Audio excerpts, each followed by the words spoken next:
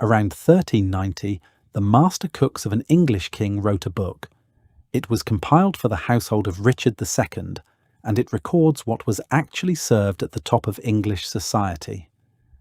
Among the roasted swans and the spiced sauces sits a recipe for boiled cracked wheat, not as a curiosity, as one of the standard dishes of the house. And the same boiled cracked wheat, made the same way, was being eaten that year by a plowman who would never see a king. One dish at both ends of a society that agreed on nothing else. It stayed there for roughly 600 years. Then, inside about 2 generations, it disappeared so completely that the word for it went too. Tonight we work out what happened to Frumenty, what the dish actually was, why the same pot fed a labourer and a monarch at the same moment, and why something that universal can vanish without anybody arguing about it. Nobody decided to stop making this. If you had asked a 14th century cook what Frumenty was, he would not have given you a recipe. He would have described a process. The word comes from frumentum, the Latin for grain, and that is the first clue about what we are dealing with. It is not named after a flavour, a region, or a person. It is named after the raw material, which tells you that the dish is essentially the raw material with something done to it. That something began with a mortar. You took clean wheat, wetted it slightly, and pounded it, not to crush the grain, but to knock the tough outer hull off it. The hulls were then separated out, and what remained was the naked grain. In English, this had its own verb. The wheat was creed, and the result was creed wheat. It is a piece of vocabulary that has fallen so far out of the language that most modern readers meet it as a typo. The hulling step is worth pausing on, because it is the reason the mortar was necessary at all. A wheat grain in the field wears a tough, fibrous coat that protects it from weather, insects, and rot. That coat does its job extremely well, and it goes on doing its job in a cooking pot where it resists water and refuses to soften on any timescale a kitchen cares about. Leave it on, and you can boil the grain for a day and still be chewing something closer to gravel than to food. The wetting mattered too. Damp hulls come away cleanly under a pestle, while dry ones shatter and mix through the grain, and then you are picking splinters out of dinner. Then you boiled it. Not for 20 minutes, for hours, in plenty of water, until every grain had swollen to several times its dry size and finally split open. That was the test. The cook was not watching a clock, he was watching for the moment the grains burst. Getting there took the better part of a working day, and it demanded a fire that could be kept going gently for that entire time without being fed constantly or allowed to roar. If you want to bake this history instead of watching it, the Medieval Bakery Collection is at the Medieval Way store, medievalway.store. I will not mention it again. While all that boiling was going on, something was happening in the pot that is the actual point of the dish. When a wheat grain bursts after hours in water, it does not simply soften. The starch inside comes out of the broken grain and into the surrounding liquid, and it thickens it. The pot goes from grains floating in water to a single glossy gelatinous mass in which you can no longer tell where the grain stops and the liquid starts.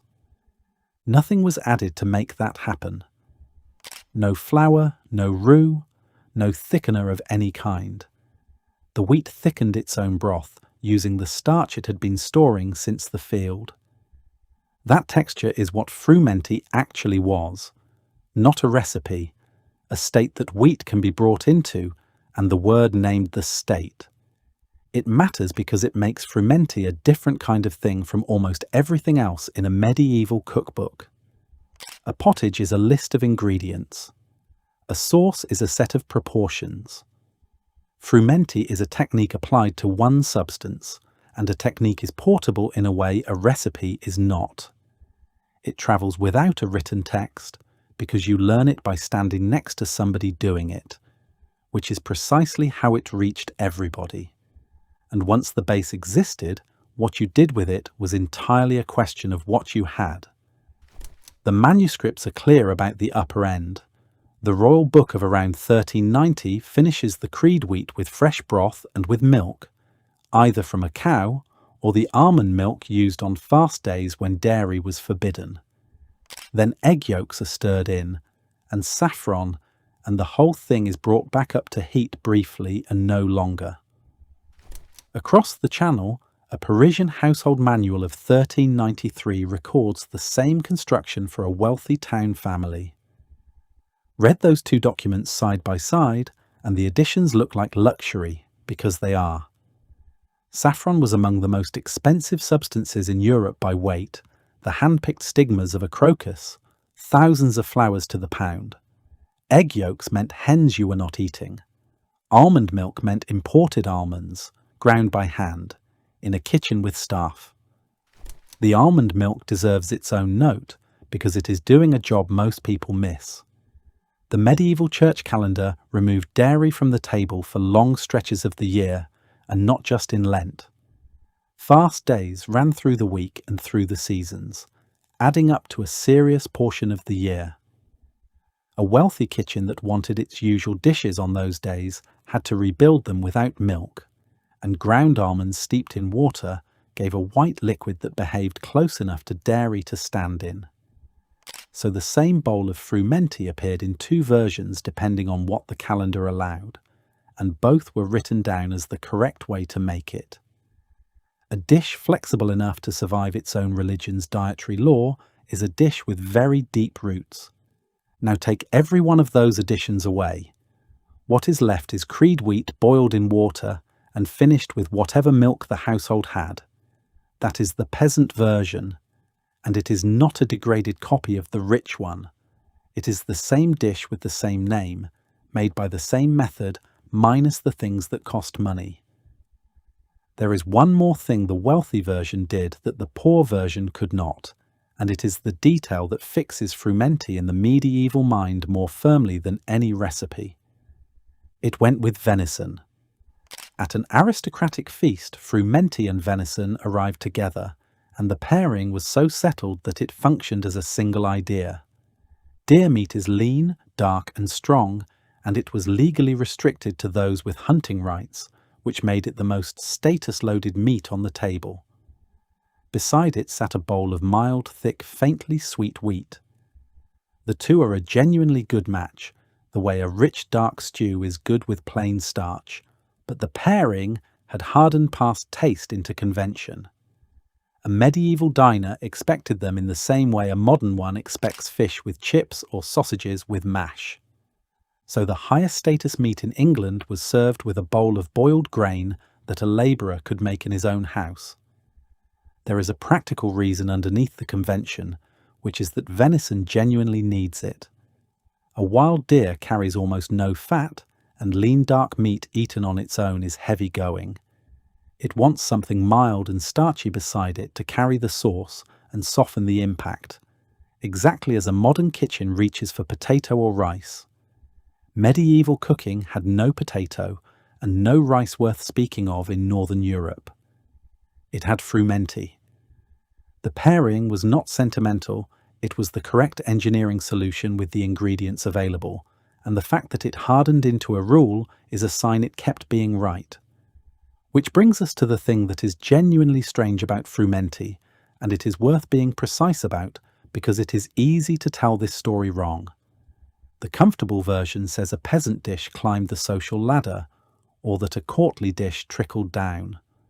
What actually happened is neither. Frumenty was never at one end and then the other.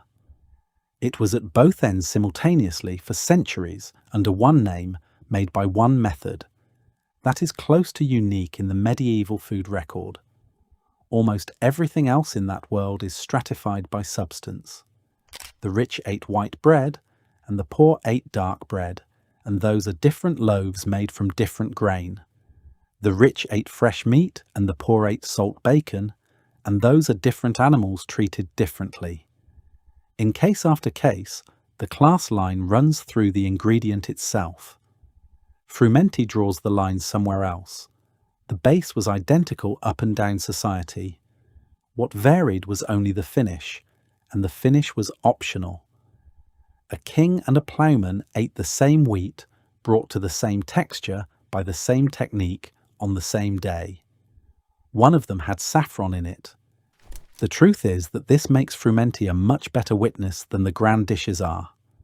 A roasted swan tells you what a king could afford, which is a narrow and fairly obvious piece of information. Frumenty tells you what the whole society was standing on. It is the flaw of the medieval diet in wheat-growing country, the thing underneath the feast and underneath the famine, and the reason it appears in a royal manuscript at all is that it was too ordinary to leave out. Cooks write down what they make. They made this constantly.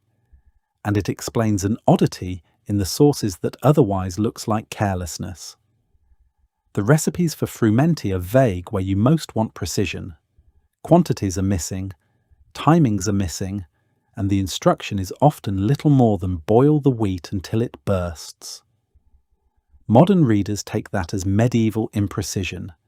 It is nothing of the sort. You do not write detailed instructions for something every adult in the kitchen has done since childhood. The gaps in the manuscript are a measure of how universal the dish was. That is what the phrase about feeding kings for 600 years actually means, and it is more interesting than the flattering version. The dish did not feed kings because it was grand. It fed kings because it was the neutral base that everything grand got poured onto, and it kept that job for so long that people stopped noticing it was there. Something you eat every week under 20 different toppings becomes invisible in exactly the way water is invisible. Now for the part that gets left out of the fond retellings, because the dish has an obvious weakness and it deserves stating. Plain Frumenty is dull. Wheat, water and a splash of milk produces something mild, thick and filling, with very little flavour of its own. Everything memorable about the dishes in those manuscripts is a thing that was added to it. Strip the additions, and you are left with a good, sustaining, slightly boring bowl. It was also expensive in the one currency a poor household could not print: hours. Pounding the hulls off took real effort with a mortar, and the boil ran most of a day and needed a fire held steady the entire time. A dish that costs a day of low fire and a morning of pounding is not something a working family made on a whim. It was made for occasions, in quantity, when the fire was going anyway, which is exactly why it survived where it did, and how long it lasted is the detail almost nobody expects. Frumenty did not die politely in the Middle Ages. It walked out of medieval England and kept going for centuries, shedding its saffron and its venison and turning into something else on the way. By the 19th century, in the English countryside, it had become Firmity or Frumenty, a sweet version with dried fruit stirred through it, sold at fairs and eaten on particular days of the church calendar. It was familiar enough in 1886 that Thomas Hardy could open a novel with it. The first scene of The Mayor of Casterbridge takes place in a Firmity tent at a country fair, where the woman selling it quietly laces the bowls with rum for anyone who wants it, and that laced bowl is what sets the entire plot in motion. Hardy did not have to explain what Firmity was to his readers. He could assume it, the way a novelist today can assume a reader knows what a hot dog stand is. And it did not stop there either. A sweet Frumenty with currants is still made at Devizes in Wiltshire on Mothering Sunday. The dish that sat beside venison at a 14th century feast is still, in one English town, a thing that happens once a year. So the mystery gets sharper rather than softer. This was not a fragile dish. It survived the end of the Middle Ages, the Reformation, the loss of its aristocratic partner, and a complete change of flavour profile, from savoury to sweet.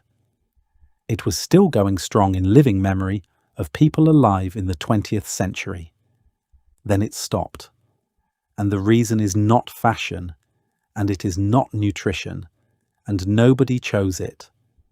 Go back to the very first step, the mortar, the creeing. Whole wheat grains pounded to remove the hulls, then boiled until they burst. Every part of Frumenty depends on the wheat arriving in the house as wheat. Intact grains with their starch still locked up inside them, ready to swell and split and thicken their own liquid. That is not a preference of the dish, it is the mechanism of the dish. There is no version of Frumenty you can make from flour, because flour is grain that has already been broken open and ground to powder. The bursting has been done industrially in advance, and it cannot be undone. Across the 19th century, that is precisely what changed. Roller milling arrived in the 1870s and made fine white flour cheap and universal, and the household's relationship to wheat inverted. Grain stopped being something a family bought, stored and processed at home, and became something a factory processed and delivered in a bag, already flour. The moment that transition completed, Frumenty was not abandoned, it became unmakeable. A cook who wanted to make it would have had to go and find whole wheat berries, which had quietly stopped being an ordinary domestic commodity in a world where everybody bought flour. The second half of the answer sits alongside the first. The all-day fire went out too. Frumenty was built for a hearth that burned continuously anyway, where hours of gentle heat cost nothing extra. On a gas ring you pay for every minute, and a dish requiring a day of low simmering stops making sense the instant heat is metered. No argument was ever had. Nobody wrote a defence of Frumenty or an attack on it. Two things it silently depended on, whole grain in the pantry and a fire that was already burning, both went away for reasons that had nothing to do with the dish, and it went with them without a word. That is how a food that fed a continent for 6 centuries can vanish and leave no controversy behind, only a strange word in an old novel, which means the barrier to making it is now almost gone, and this is where the story turns genuinely useful. The hardest step in the whole process, the creeing, no longer exists. You can buy whole wheat berries, hulled, in any shop that sells grain in bulk. Somebody else has done the pounding. The one job that made Frumenty a serious undertaking is now something you pay about $1 to skip. From there it is simple. Soak the wheat berries overnight, which the old cooks also did to shorten the boil. Then simmer them in water or a light broth for an hour or two, unhurried, until the grains have swollen and split, and the liquid around them has gone thick and glossy on its own. Do not add anything to thicken it. If you are tempted to, the wheat has not gone far enough yet. When the base is right, finish it the way your budget or your mood suggests, which is what everybody did for 600 years. Milk or cream for the plain version. Almond milk if you want the fast day version, which is genuinely good and not a compromise. Egg yolks stirred in off the heat so they thicken without scrambling. A pinch of saffron if you own any, and honey or dried fruit if you want the fairground version sold at those country fairs. And if you want to understand why it outlasted the Middle Ages, serve it hot alongside something dark and rich. Venison if you can get it, beef or lamb if you cannot. The pairing is not a historical curiosity, it is simply correct. Follow the whole thing back and it is one clean line. A grain that thickens its own broth if you boil it long enough. A technique for getting it there that anyone could learn by watching. A base so neutral that a king could pour saffron on it and a labourer could pour nothing on it, and both of them called it the same word. 600 years of that. And then a mill that broke the grain before it reached the kitchen, and a fire that started charging by the hour. The dish outlived kings, feasts, fast days, and a change of flavour. What finally beat it was a change in the shape of a sack of wheat. We dig up the knowledge history buried. What surprised you more, the king and the plowman, or how it ended? Subscribe and keep digging. Until next time.